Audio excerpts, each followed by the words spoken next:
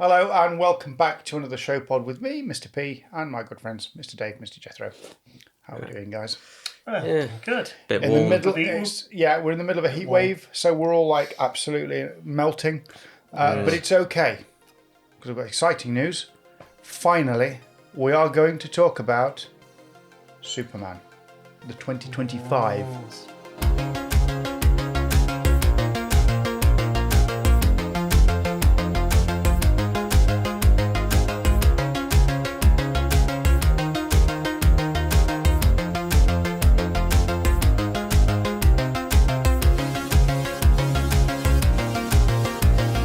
So, I thought you were going to say, good news, I finally brought biscuits.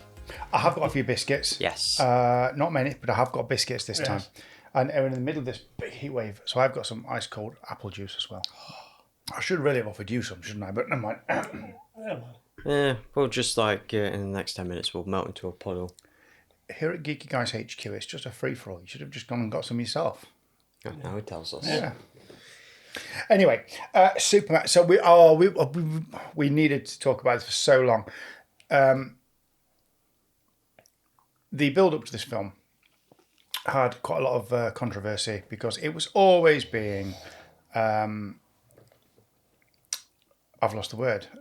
Compared. Thank you. Compared. My brain's gone wonky today. Compared to Man of Steel, and every time James Gunn shared something online, it seemed everyone had something to say about it. But that's the internet for you, isn't I it? was not an exception to that. I had things to say. I didn't exactly say them publicly, but I did speak to you guys about it. Yeah. And I think my main concern, I was worried that this film, there's a couple of things. I was worried that the suit wouldn't look very good on screen on the final film. Yeah. I was worried that it was going to be a bit overcrowded and busy with all the characters they've put in it, and it would take away from the Superman storyline. I was worried that Crypto the dog's in it, and I didn't know how that was going to play because they've not really done that in film before. Could go one way or the other. And there was a plethora of other things, but I was also quite excited after I watched the trailers that I wanted to watch this film. What made you excited? Well, the score was amazing. I mean, the soundtrack was just amazing, and that helped with the trailers, I think. But I think visually it just looked awesome, didn't it? Yeah. And I think we're going to mirror that sentiment in a minute when we talk about the actual film. But it just put my mind at ease that it wasn't, that it was going to be quite good. And now a word from our sponsors. Are you looking to take your business or idea online? Then Namespace has you covered. From personal websites, e-commerce, and fully managed IT services. See what Namespace can do for you. To find out more, go to namespace.rocks. So let's get first reactions then. Me and Jethro did a quick video that's out, which was in the car after watching it at the cinema. Yes. Very immediate reactions. That Yeah. Fresh off the press, proverbially. Hot off the presses. And I think, having had a couple of weeks now, I still feel exactly the same way, I think. Okay. I'll probably like it a little bit more, I think. And I said that would probably happen. What about you, Jethro? I feel the same. I mean, it's being the first of like a new, like fresh start. Like there's always added expectations, but because it's also a fresher start, there's less to go on, so you don't know where it's going to go. And for me, that was one of the reasons why I was like, yeah, go on, I'll see that, because I'm not usually one to see like the next superhero film. Like superhero films aren't really my cup of tea, but I thought, you know what, give this a go, fresh start. Superman, it seems promising. Yeah, I liked it. It was a good vibe. It's positive. It was, and I said this from the first reaction, but something that my favourite bit about it is the tone. There are some serious, there are some funny moments, but overall it's quite light, quite optimistic. Dave? So I think for me, I had similar feelings to you before the film about how the suit was going to look, how the dog was going to work out, with how busy it was. But I think things that impressed me, obviously the score that you mentioned was fantastic, and it was a nice take on the 78 James Gunn score. I thought that the Lois Lane and Lex Luthor casting was spot on. Thought they were really good. It was a little bit busy, but it wasn't too busy. Didn't ruin the watching of the film. I think with the reshoots they did, the suit looked reasonably decent for most of the film. Effects, like you say, you can't fault it. I thought the effects were all pretty impressive. I think the pacing was pretty good. I just came out of it just enjoying a Superman film, which was the main thing that you had to get out of it to, as Jethro said, with this fresh start and having to build on this going forward. I remember you said to me, because I said, will I like it? And you basically said, you'll like it, but you might not love it. And I think that was reasonably accurate, Yeah. except the more then I started to think about it, the more I thought, maybe I do love this film. Yeah. So recently I've just ordered it on Steelbook, limited edition Steelbook. Nice.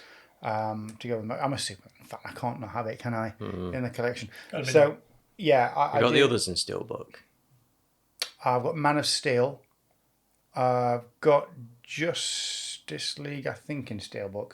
I don't think have I got Batman v Superman in Steelbook. I can't remember if I've got all. Which Justice League? The original, the Joss Whedon version. I don't know. Did they put the Snyder cut? I don't know if it was on Steelbook, but they definitely put it out to on physical.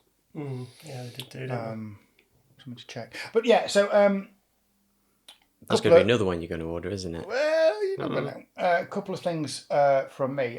Lex Luthor, Nicholas Hoult, absolutely amazing. I think probably the best performance in the film. Yeah, very, very good. And that had hints of like some of the previous Lex Luthors as well, didn't he? With the dress sense at times had a little bit of slightly over the top Gene Hackman. Yeah. There was bits of like Michael Rosenbaum. There was a lot of as Michael well. Rosenbaum in his performance, I think, but they are friends, and he's been on the Inside of You podcast with Michael Rosenbaum a few times.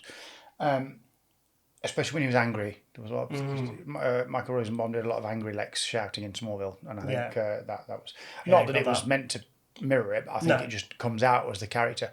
His hatred for Superman, it was like this core hatred that's just constantly there. Yeah, and it was the fact as well that it's a big bad in a movie where they will cross that line to achieve what they want to achieve. Yeah, don't care. Even if it means destroying half the city or putting people next to him in danger, he'll still press the button and still do it. Oh yeah, because he thinks he's doing the right thing, which may not be, but you still have that justification. Yeah, and that is sold to the audience, and that I feel is a benefit. I think people ask the questions of Superman, like the sort of things that Lex would flag up, but he just takes it to the extreme, doesn't he? And says, right, well, I've got to react to this. I've got to make sure this doesn't happen. I've got to get control of this. We see, Superman in this film is a little bit less powerful than we've seen in some of the others. And I think that works for him. He's a lot more vulnerable. Yeah. He's only 3 years in to being Superman on Earth, and the film starts with him already established as Superman. So it's not an origin story, although they kind of talk about bits of that. And I kind of like that, straight into the action. Yeah. And there is a lot of action. And we've already had origin stories. Yeah. Superman. Done that, haven't we, really? I wasn't... Just a few things I wasn't. Let's just talk about what perhaps I wasn't as happy with. So one of the big things I wasn't happy with is Ma and Pa Kent. So I thought they were just a little bit too over the top, middle America for me. They found an alien essentially, and all his life they brought him up, and yet he talks like Clark Kent, Superman, and they talk like they're kind of trying to say this politely. They're very hillbilly in the way that they talk and are, and I just didn't think that contrast between the two worked. I thought they ought to They were good actors, but it just Yeah, didn't quite very well established work actors. with them in the roles So- amazingly well. If they had a different accent, would that sit better with you? Yeah, they just didn't come across as sort of. I don't want to say clever. You know what I'm trying to say? These are two people that have actually not just found an alien, but they've protected him all his life, hidden him, helped him, and yet they don't come across as. You don't get that impression from watching it so much. You do, but I mean, I'm dwelling on it way too much. But It sounds like, and I've heard some of your other criticisms, so you can tell me if I'm wrong or not, but it sounds like your criticisms of the film are smaller component parts as opposed to anything they of are. the structure or They are. foundation. Because, I mean, acting wise, Pa Kent, played by Pruitt Taylor Vince, who was in, the only thing I know him from, it was in quite a lot of episodes of The Mentalist. Yeah. Played LaRoche in The Mentalist, and he was very, very good in it. I've seen it, he's been very good in everything. And even in this, he was good. I just didn't think the way they wrote the characters worked very well. That was all. Yeah. That was. The dog, a little bit annoying at times. And James Gunn wrote him intentionally to be annoying and doesn't behave. We find out a little bit maybe why towards the end of the film, but we'll come back to that later. Then again, dogs are like that, aren't they? Yeah, absolutely. The look of the dog that I alluded to a little bit as well. Sometimes it came across quite well. Sometimes it was a bit too obvious CGI dog that kind of threw it out a little bit. But in the main, it kind of worked. True to form, though, this is very much we're going to keep reiterating this. It's a comic book movie. Yeah. And it is literally like off the pages of a comic. Yeah. Whereas the original 78 film, for example, didn't really feel like a comic book movie. It felt like just a big blockbuster movie. Big screen adaptation of the character. And I know people are going to say, well, there was a comic book at the beginning. But this was very much that sort of boom, bash, ha-ha comic book movie. And in terms of it being busy, I think there were a few too many characters in it. I don't think you needed them all. But they kind of did it okay. I don't think it was that busy. And then you've got the other side of it that people have always mentioned, where they're saying, oh, you've got this universe of characters, all these people supposedly there at the same time, and you're focusing on one person saving the world, and it's like you said before, where's Supergirl, where's some of these other heroes that could step in and help out, why is Superman or whoever it is doing it on their own? And you can't say that about this film, I suppose, at least. They are kind of including other people in that universe. Yeah, in it's that the world. Justice Gang. Yeah. That's not a Justice good Gang. name. The metahumans that are now established in this DCU are, or DCU, is, I mean, let's face it, there's the scope there for more films later. Yeah. James Gunn's already writing the second Superman film. Yeah. And Supergirl's coming out next year. So hold on to the chairs, guys, because we're in for the ride. It's happening. We've got other things coming in. Obviously, we've got Creature Commandos, we've got Brave and the Bold, the new Batman. We've got Swamp Thing. There's a plethora of them. Yeah, a few things are going to be coming in. Another quick thing. Bradley Cooper playing Jor-El. So they've kept Superman's original parents, quite young, as opposed to a little bit older. Older, yeah. Which they've been in nearly every other adaptation. They've been quite old. Yeah, that was interesting. Even in Lois and Clark. And it was quite nice as well, where you talk about the parents, that they had them actually speaking in the Kryptonian language and not just turning up and speaking English. Yeah. Which made a lot more sense. Well, that was a plot device, of course. Yeah. And I get it. And it makes sense. If it's an alien language, aliens are going to have an alien language, aren't they? Yeah. And we accept that Superman doesn't speak it, because why would he? He's never been there, really. He's brought up in Kansas. Which again goes back to my earlier point of why is he not talking like Warren Park Kent, but never mind. So would you rather that Superman talks with a redneck accent? No. You knew the answer to that. Oh, yeah. I just need to hear it for myself. I didn't really know the actress who played Laura. I don't really know what she's been in. Like I say, Lex Luthor, Nicholas Hoult, fantastic. A quick mention actually for Jimmy Olsen, who I'm just trying to find his name now. So Skylar Gisondo was really good. I liked his Jimmy Olsen. Because Jimmy Olsen's character has evolved quite a lot from Gee, Mr. Kent, let's, bow tie wearing Gee, Mr. Kent, which happened all through the 50s and pretty much the 78 film with, I'll come back to me. He played Jimmy Olsen in the original. Oh, it's gone. Oh my goodness me! You can tell my memory palace hasn't been accessed for Superman knowledge for a while, can't you? It will. Mark McClure. Sorry, Mark McClure. It's still there. It's still there. Played Jimmy Olsen in Supergirl in '84 and the Superman films. But then you got into Lois and Clark in the '90s, and it was a lot more hip and cool. And I like a hip and cool Jimmy Olsen. I think you've got to have someone a bit more on the bus. Like we said earlier, probably the likes of Jimmy Olsen and Perry White, we're going to see a bit more with them characters in upcoming films, upcoming projects, I would have thought. Yeah. I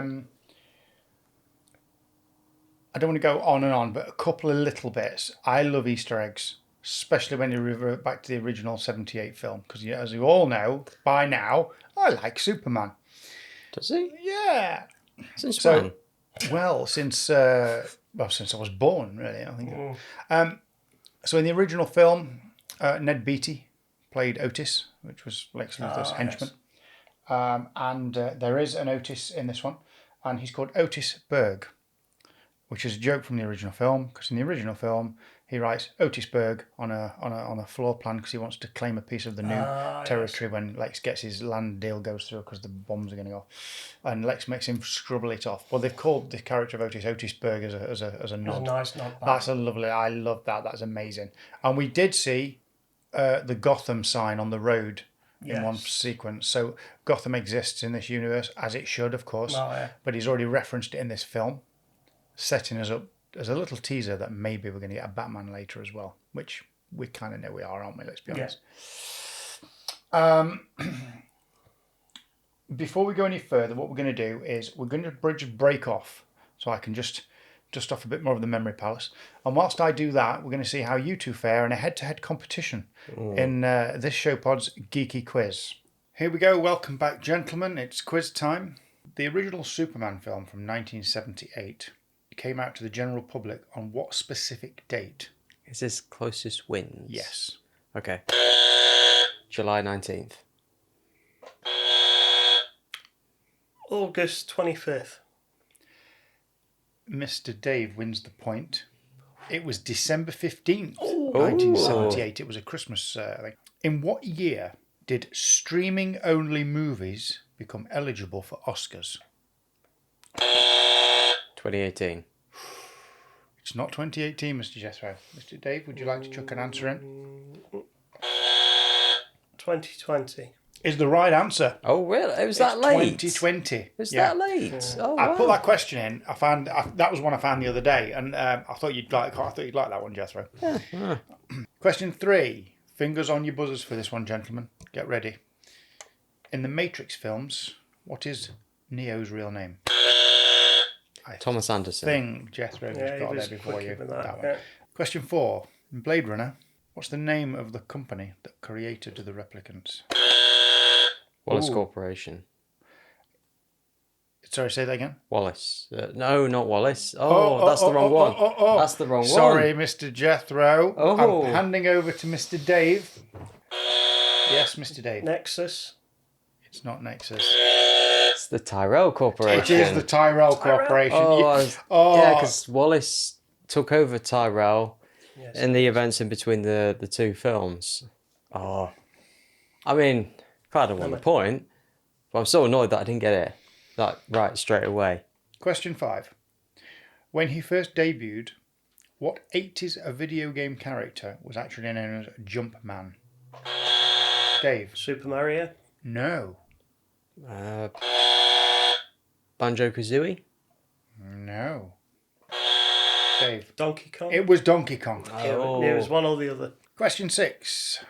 In Lord of the Rings, which character is the one that Gandalf said could not pass?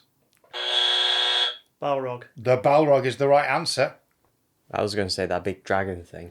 Well, you would have been right, but I Yeah. wanted the name of it, not the Yeah, description. you're being a bit picky there, if you sorry ask about me. But, to each their own.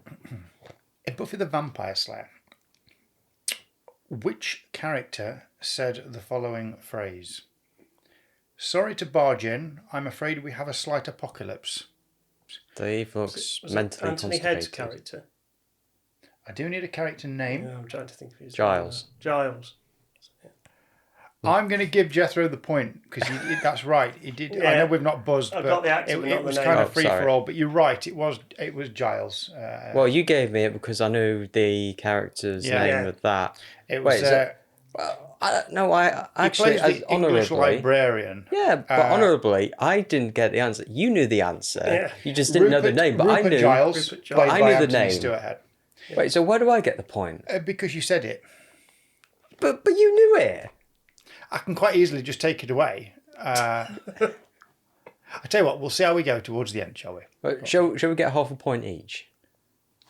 There's no much point, is there? What's happened? We normally breeze through these quizzes, and this is just turned. You know what?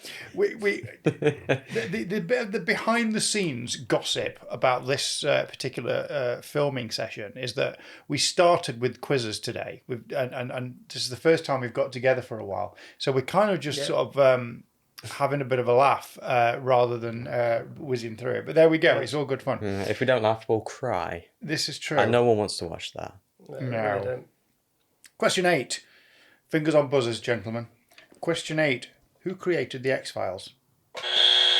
Dave. Chris Carter. Is the correct answer. Oh, that's one I thought Jethro would be there straight away. I was about to. I was about to. You're just a bit quicker than Just me. a bit quick Question on that one. 9. Which episode of The Next Generation was the directorial debut of Jonathan Frakes? Cause and effect? No. Oh, okay. Journey to Centre Point. No. What I'll do... Can you give us a season as a clue? No, I didn't write the season down. But what I will do is I will give you a character's name that is heavily focused around. Okay. Or, which one of their episodes, if you like. Okay, ready? So it's an episode featured mainly around data. Oh, that narrows it down, doesn't it? But it's a heavy data episode. Brothers? No, but I like where you're going with it. One more guess, Mr. Dave, and then I'll give you the answer. Daughter. That's not the name of the episode, but you are absolutely right. Yeah, it's the the one one with where he Val. creates his Yeah. daughter. It's called The Offspring. The Offspring. That's it. Yeah. But I can't give you the point because you didn't say The Offspring. Yeah. But you're right. I was nearly there It again. was the one. That's with twice you've his been daughter in right, it. just not Not exactly. not enough. Yeah. It's not on the sheet. Yeah. Sorry, I'm going to have to go with what's on the something sheet, I'm fell- afraid. It's not on the sheet. I know. I tell you what. I'm going to chuck a silly bonus question in. Go on then. I'm going off the rails now. I'm going off the Oh, script. oh. Crazy. The Offspring featured Data's daughter. What was her name? Layla? That is so close. Lal. Lal. Oh, he stole another one. Oh, unbelievable. Oh. We should just do quizzes. And question 10. Get ready, Jethro. Question 10. In the reimagined Battlestar Galactica, I'll just give me the point. you might get, nothing's taken for granted today. I'll take that back, actually. In the Probably won't. reimagined Battlestar Galactica, what is Starbuck's real name? Cara Thrace. Hey, there you go. He's got one. At the end there. That's fantastic. Well done. And after 11 questions, not 10 because I chucked a sneaky one in, Mr. Dave has 6 points. Mr. Jethro has 4 points. Close one. Because there was Close one we didn't get from earlier on, which I forget which one it was actually. There we go, Mr. Dave. Well done. Congratulations. Okay. You stole a few points there, didn't you? Yeah. You got a few I didn't think you'd get as well. Yes, I did. There's a few little bits came forward nicely for me. Performances then. Yes. Lex Luthor, again, very thinks he's right. Such an angry but justified performance. Righteous And indignation. and of course being sneaky as well, and using the government to try and the whole Superman thinks that the whole thing he's doing is for this land, the war, but really the war is just to get Superman. It's like a complete reversal, which is lovely. Everything is about getting Superman, and I do love the fact at the end, because we are on a spoiler. Spoilers allowed. Spoilers out. I like at the end they say they're gonna take him away to. Was it Belle Reve? No, it's not Arkham. Is it Belle Reve? Belle Reve. They're going to take him away to Belle Reve, which is obviously in the comics the asylum or a prison asylum where they send everybody. And in Smallville, Belle Reve's where they send all of the meta humans that Clark saves. They all go to Belle Reve. Anyway. Yeah, so actually I loved it. I did love this film. I think I'm now officially say it. I loved the film. Good. There's a scale, but I did love it. And I can almost let it. Well, okay. There's one bit I'm not going to let go, which is when Lex talks about monkeys, and he's got all these monkeys at typewriters, and it's like, what? I'm sure that's a joke, isn't it? You're right. It is a joke. Like, that's my point. It's no. Joke. But I mean, like either. It's like in China, for the party they have, like, obviously the propaganda, and you have a lot of, say, Westerners who go over there and sort of like be mouthpieces for their propaganda. Now, they not so eloquently call them white monkeys. Now, we see in this one, the monkeys are literally used to spread propaganda. And I thought, yeah, that's a good one. But you also have the whole thing about, like, yeah, if you have infinite monkeys typing on infinite typewriters, one of them's going to write all the works of Shakespeare. So I thought that was just like a reference to that. And if you're going to have like a pocket universe, why are just a load of monkeys the straw that breaks the camel's back? I don't know. It just irked me, and I don't know why. But it could be. It would have been a lot more evil for Lex to just have a load of like kids doing it, and he's got them all captive doing stuff propaganda. Yeah, but that's not funny. Like, child slavery isn't funny. That's my point. That's my hot take. Child slavery is just not funny. Like, I'm sorry. I know I'm gonna get like cancelled for that. I think child slavery is bad, but you know. The thing is, it irked me. I just don't know why, but that for some reason I got to that point and I was just like, I've let a lot of things go, and now you're expecting me to let go of monkeys and typewriters. I was like, But what do you think to monkeys? I mean, I understood what they were getting at. I understood what they were getting at. I just didn't like it. It wasn't 100% necessary, but yeah, I can see why they went for it. I can see the reasons. But yeah. So let's just very, very briefly talk about the costume then, because that's something, and the emblem changed, of course, from what we're used to. Lifted straight out of the comics again. The emblem, the costume, and the emblem on the front is all a mixture of comic book stuff. It looked a little loose fitting in the teaser stuff. When you get to the actual film, it's not as bad now. They've sorted out the editing. It's a little loose, but I think it's just designed like that. That's the point. They've just released some pictures behind the scenes of the suit without the trunks. And honestly, for that suit, I don't think it works. I think they were right to stick with the trunks. I think, because I love the original films, I think anything that mirrors them for me is a good thing. So yeah, the trunks work. I think that works. Yeah, and I don't mind so much about the change of the S on the chest logo, because it's not supposed to be an S anyway. It's just supposed to be a symbol that looks a bit like an S. From Krypton. So well, I could argue there actually, because the original Superman comic, it was an S. Right. Because it stood for Superman. That's why they drew it like that. And then over the years, the emblem has designed and changed and modified. Symbol for hope and. Yes, if you watch the Tyler Hoechlin show, when they show his earlier appearance as Superman, he's got the original costume with the S on Yeah, it. that's right. Yeah. That's taken directly from the comics. And the cartoons are Fletcher and something cartoons. It's gone out of my head. It's been a long day. So yeah, but I mean, yeah, you're right. The myth kind of. The lore on that has evolved a little bit to be a symbol for hope, the House of El, whatever they want it to be, really. So I can let them go with. I think I can let them go with the suit and the emblem. I'm happy. Like I say, it's fine. I'll let that go. So how we? What's your thoughts on the Fortress of Solitude then? I love the fact it twizzles, it turns around, and it can it buries itself when it's not used. Not being used. Yeah. That's a lovely little feature. And I love the fact how they've got the magnifying glasses to magnify the sun to heal him. That's been thought of as like a med bay, if you like, for if Superman gets hurt. And I love the fact that his robots call him Superman. Because technically his name's Kal-El. So why you'd think they'd call him his name, but they don't. It's more like a title. They're his servants. And they call him Superman. And they always say it with a bit of gusto when they say it. I say they.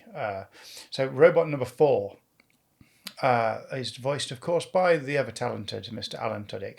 Yeah. It's not new to voicing a robot, He is isn't, it? no. A few times. No. And he's one of the only robots that survives till the end. That's another spoiler. But and at the end, he says he thinks he should have a name. And he suggests Gary. So he is actually in the credits as Gary. Nice. And Superman does call him Gary at the end, which is really nice. The design of the fortress was quite nice. I liked it. It's a lot more of a working area, a lot more stuff going on, a lot more set up. It was that combination of it being sort of fluid and raising from the floor whenever you needed it, very much like a lot of the other fortresses from the original film, from Smallville. But also it had computer equipment and stuff. It wasn't sort of crystal activated. A lot of it. Well, it kind of was, but it wasn't. It didn't. It didn't look like the console had just fluidly come from the floor. It was almost like it was. Do you know what I'm trying to say? Yeah, it wasn't quite like that. And I didn't know what I thought about that. But it's fine. It had to be hackable, I suppose, because the whole plot point of it being hackable. And we ought to talk about, excuse me, the elephant in the room. or excuse me. Or the frog in your throat. Yes. Yes, the elephant in the room, or in fact the cousin in the fortress. So at the end of the film, we get to see very, very briefly a little bit of Kara Zor-El, Yes, we do. otherwise known as Supergirl, played by Millie Alcock, and she plays. She was uncredited, but she plays the character. She plays it as sort of a party girl of the universe, was how it was pitched, and Crypto the dog belongs to her, which is probably why he was so unruly and didn't listen to Superman, because Superman was not his master. And she claims the dog back at the end, which my only thought was, I hope they don't put Crypto in Supergirl. Yeah, there is such a thing as too much of something, isn't there? I think Yeah. to carry on with Crypto, it might And she get kind of walks in wearing the Supergirl suit, but then like a big parka coat over the top of it. It was like a party girl, and she goes to different planets and different universes. suns for getting drunk and stuff. Yeah, so she can get drunk and stuff. And it's like, really, and it's said that her character is going to be a lot more grittier because of her upbringing and whatever. So it's going to be an interesting film, I think. Yeah, Woman of Tomorrow. Yeah, but are they going to do it as an origin for her? Because they've not really done a Supergirl origin story apart from Supergirl, the TV show with Melissa Benoist. Well, at least not one that they've released. No, Because there was that one that they didn't release. What, Supergirl? Yeah. Or am I thinking of a different one? The one that Warner Brothers just Was that didn't Batgirl? That release. was Batgirl. Oh, okay. Sorry, I'm getting confused. Yeah, Sorry. So But let's hope Warner Brothers actually release this because they're you know. probably going to release this, aren't they? Well, you never know. It's Warner Brothers. They haven't been known for their good decision making as of late. The 84 film with Helen Slater kind of had an origin story a little bit. It didn't tell you how she became Supergirl and came to Earth. But she only came to Earth and became Supergirl to get the Omega Hedron to take it back again. So apart from that, the only other Karas we've seen was obviously in Smallville. But again, it wasn't really an origin story. She just kind of popped up to... we had Sasha Calais in the Snyderverse version of Supergirl, but again, that wasn't an origin story. No, That kind of she just was picked there. up and she was there. So this, I don't know whether they're going to do that with Millie Alcock or whether they're going to just say, no, she's Supergirl, she's here, and just keep referencing what happened like they did with Superman. I don't know. But there's a lot to look forward to. Yeah. There is. Quick mention, just before we go, some great cameos as the Justice Gang we mentioned earlier. Yes. What do we think about Green Lantern? Nathan Fillion as Green Lantern. Yeah. All right. I mean, Yeah, what he did in it was decent enough on it and didn't detract from the film and had some nice funny moments, took some of the tension out of the air a little bit, which was good. You got the whole fact of that, they'll sort of go further than Superman. They'll like take out the threat and not like just try and take it away and save it. They'll just take it out and remove the issue. yeah, solid characterization. Like you could tell a lot about the characters by their reactions to a situation. It's not just like here's this thing that's happening. It's a lot of characters reacting to things, which is again another positive point I'll put to this film, that it's not just having moments to be looked at or anything, that the moments reflect the characters, especially like the dialogue heavy scene with Clark Kent and Lois Lane near the beginning, which I thought that was a good one. That was a good establishing both their characters, maybe more Lois's because we haven't seen as much of her, but also showing the growing sentiments towards Superman, and also had like a nice like backwards and forwards, like showing the different points of view. Yeah, being able to see each other's side. Yeah. I like the fact that they disagree and the relationship's not always peachy. And she calls him out for doing things, without thinking. And he kind of thinks, well, people were going to die. What did you want me to do? To have time for anyone I else had to go and stop it sort because people would have died. But now in doing that, you've now created an incident where you can be judged for it, potentially in a negative way. You've got to look at all sides before you go flying in, quite literally, to sort something out. And what's funny, like you said, is you've got Guy Gardner as Green Lantern, and a Hawk Girl, and Mr. Was Incredible. Mr. Terrific. Terrific. I keep saying incredible. Why do I keep saying incredible? It's 3 times I've said that today. Yeah. Do you like The Incredibles? I do actually. It's quite good. Mr. Terrific, which was actually a really good character. Actually, I quite liked him. But then he was instrumental in the plot as well. Yeah. Not so much Green Lantern, to be fair. No, or Hawk Girl, really. Not really. They did run interference and help. Metamorpho did a little bit more into saving Superman in the Pocket Universe. Yeah, I mean, just another really quick interesting thing is obviously kryptonite can hurt Superman, and there's none left was a term that was used. There is none left. What does that mean? Does that mean he's already found it all and got rid of it? Does it mean the government has took it all and stored it away? It was very, very. Or are they wrong? Or are they wrong? But, well, yes, I think that... Well, no, I don't think there is any. Because I think if they were kryptonite, Lex would have got it. Unless he is wrong. I don't think he'd be wrong about that. It was that it was that fixated on Superman. All these plans in place. He had the government eating out of his hand at one point. There was kryptonite. He would have it. Would have had it, yeah, probably. I mean, he did the next best thing, of course, by getting Metamorpho to artificially create it, because that's the only way. But now you've got someone in the DCU that can do that and can really basically just kill Superman. But at the same time, it created the elements of the sun and helped heal him. So, an interesting character to have around for sure going forward. Final thoughts about the film and franchise, Mr. Dave. Yeah, I think it's had a successful box office. Most people, from what I've seen, seem to echo a lot of our points that overall they like it. There's the odd little niggle here and there they might have changed slightly, but overall quite happy with it. It's the exciting beginning of the new chapter of the DCU, and there's all these other characters to come in.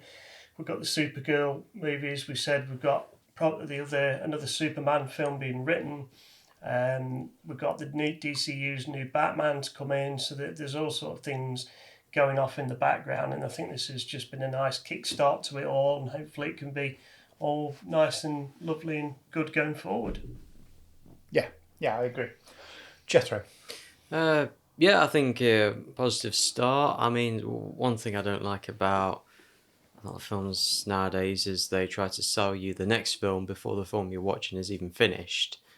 And which is my negative point, my most negative point about the film, especially like the end scene with Supergirl. It's like, I can tell what you're doing. I can tell I'm trying to be sold another film. Just finish this one, and I'll make up my mind when it comes. But yeah, I think it is fertile ground, especially for the character of Superman, and see how else they can challenge the character. We almost dropped here, Dave, into the old positive, constructive criticism, didn't we? Yeah, which is a feature we used to do. Yeah, I think I echo everything you're saying, basically. I didn't mind the cameo of Supergirl. I thought that was a nice little look what's coming next. I thought they wasted the post-credit sequences. Yeah. There was two of them, and they really didn't need either of them. No. First one was kind of just for the comic fans to do the kind of Superman and Krypto looking at the Earth. Give them wallpaper. Yeah, a nice wallpaper. And the other one was just kind of Superman being told off and apologising for making a mess of stuff and not getting it quite right, and Mr. Terrific's got to sort it out. It just didn't need to be that. In fact, you would have been better putting Supergirl as the post-credit sequence. Post-credit sequence, yeah, probably. Because more impact. Yeah. But anyway, it's it is what it is. And what it was basically a blooming good film. And we should buy it. We should watch it again. Yeah, and, it was a very good comic book Superman film. That's. I basically said if you're a massive Superman fan and you take all the other Superman, package it up, and just put it to one side, and use that as a vague reference point for what you're watching, this is a really lovely little film, a lovely comic book film. And people that are really heavy into their comics will probably love it because there's so many comic book references in this film. As well as lots more Easter eggs. I know we pointed a few out, but there are quite a few more in there, but we're not going to go through them all now. I think maybe we'll do some other extra videos about Superman at some point. Some follow-up thoughts and things that have occurred. Dig deeper, drill down into a few more of the details of the suit and do some comparing and that kind of thing. That might be quite fun to do. Yeah. In the meantime, however, if you want to find out all the other stuff we're up to, you can find out by following the links at geekyguys.co.uk. And we will see you next time when we're talking about... should we say what we're talking about next time? Should we tease it or should we not? Should we leave it? Shall we sell them the next episode before we can finish this one? I mean, you love doing that, Jethro. You just mentioned it. So the next... Dave, what should we do? Well, Is it going to add anything to the material? Is it worth mentioning? This is a need Jethro it? joke, everybody. So whenever we talk about something and we say, "Oh, they're going to make a prequel," or "Oh, they're going to do a side thing, a project," Jethro's like, "Do we need it? Will it add anything to the material to have it?" We need to explore. Normally, I'm sat there going, "Oh, yes, Yes, we do. yes, we do." And me and Dave will come out with some kind of Alan Partridge quote, which is basically, "People like like it. Let's make more of it." And we said it at the same time. Right. Yeah, but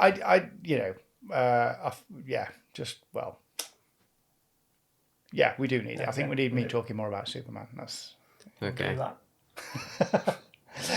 thank you so much. Oh no, we're going to talk about what we're going to put out next. That's what we're going to do, weren't we? That's what we're talking about. So are we saying? Shall we?